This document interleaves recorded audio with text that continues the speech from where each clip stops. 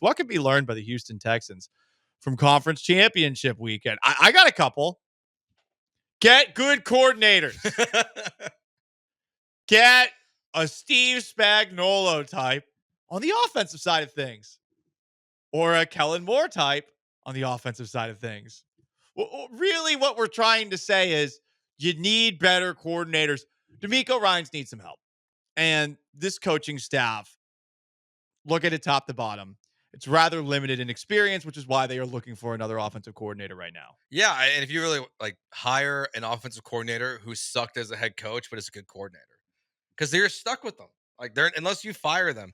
Steve Spagnuolo should be a head coach in the NFL. I cannot look what the Chiefs are doing every single year, and it's not like Matt Nagy makes sense because you believe in Andy Reid and you believe in Mahomes, you don't believe in Nagy. But Spagnuolo should be a head coach somewhere else. But because it failed so disastrously the first time for him, no one's going to hire him for some reason. So if you hire a veteran coach who's not going to be a head coach again, you just kind of got your man.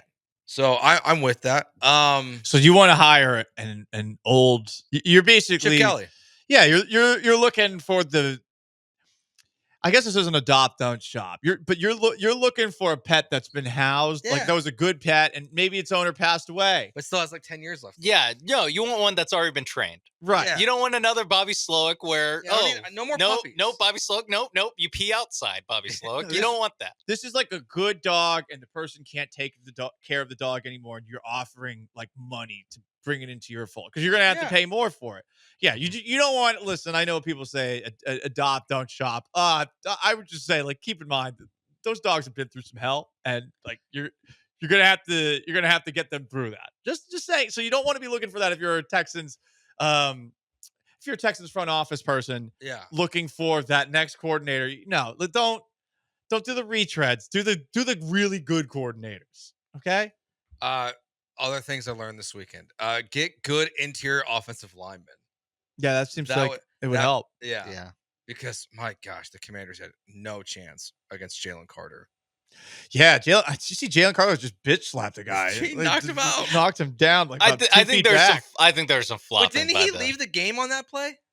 I forget. I think or maybe it was I forgot which offensive lineman left. It was their center. He got hurt. It might have been him. But Jalen Carter. I didn't know you could knock someone down like that with a helmet on. Yeah, he slapped him and he went down. Yeah, it was great. Getting guys on the interior defensive line like that can help. But guess what? The Texans have that. Figuring out how to have just a decent running game, just decent. That's it.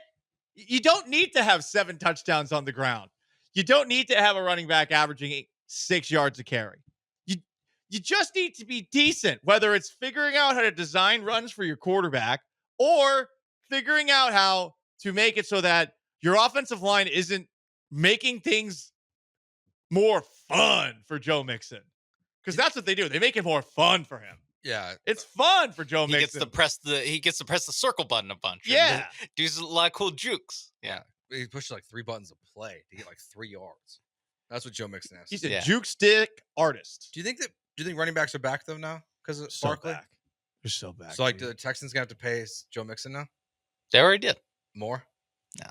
Well, he signed a contract. It's not that long. It's only 1 more year. Yeah. And then figure it out after that. Yeah. I'm just curious. Lifetime contract. Because a lot of people are. I think it matters. I think it matters for I'm like.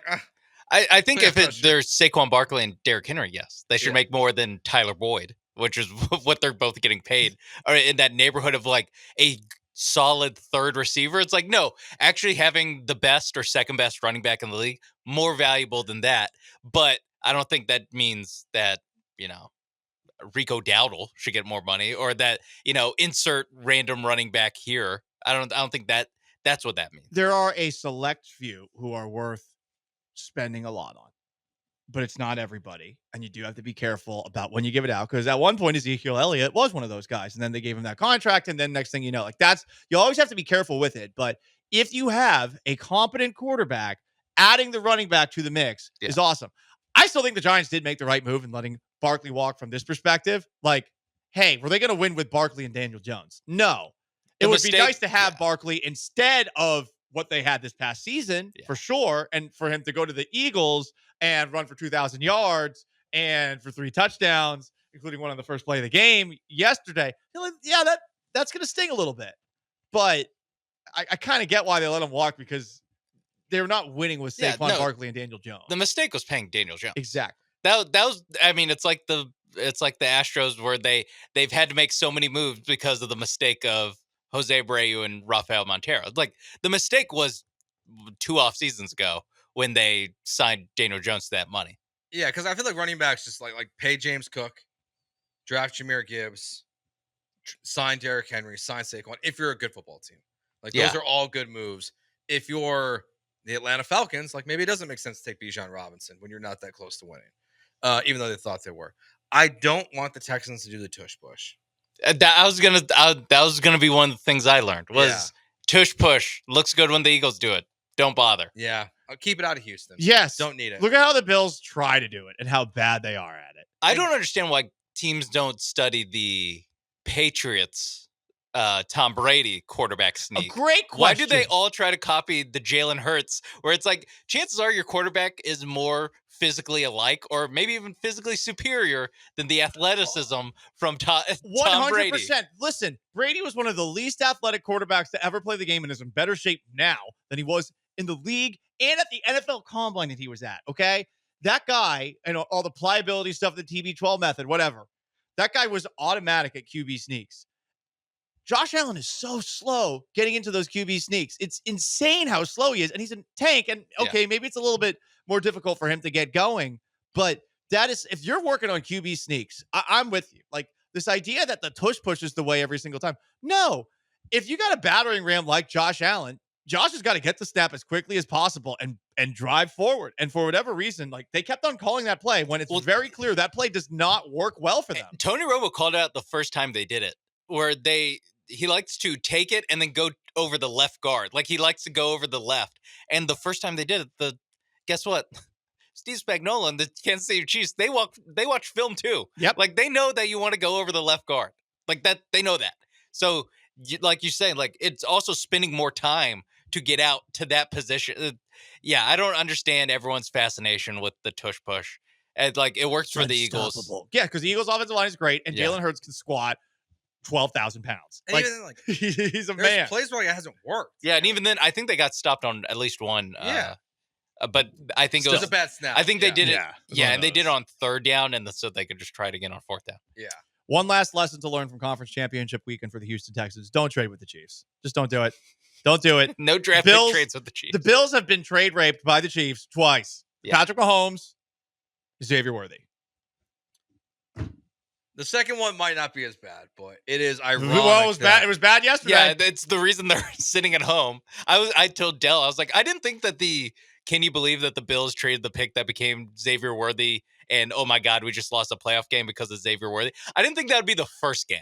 I thought that would be 2 or 3 years from now when the Bills lose in the playoffs to Xavier Worthy. I thought it would be year 2 or 3. I didn't think it would be rookie year. Oh, darn.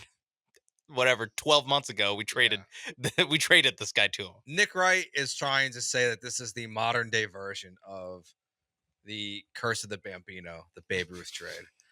that the Bills are now cursed for trading Patrick Mahomes to the Chiefs. I think they need to lose to not Patrick Mahomes for that to be the case. I think they need to lose a couple times to the Ravens, which they didn't. Like, they need the year. Texans to go to the Super Bowl first before they get there. Yeah. For it to be that, or Josh Allen's career to end without any Super Bowl appearances. Yeah. Like, maybe, but losing to the Chiefs the last 4 years, that's not quite the curse of the Bambino. That's more, that team's way better than us. Yeah.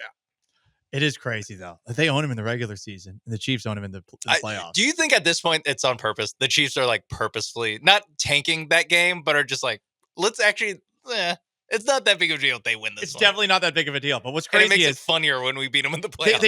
They were still 15-2 this year. Lost that game. Still had several games up on the Bills at the end of the year. So punted they had the last game of the season. Yeah, they didn't even have to play in the last game. They basically went 15-1. They did. The only time they lost also to the Chiefs It's by insane. multiple or to the Bills by multiple scores. I know everyone hates them, but like, come on, be impressed. People hated the Warriors too, and I get it, but because they would beat the Rockets and the Chiefs just beat the Texans. But I don't know, man. I tip the hat, and I'm not going to blame the refs.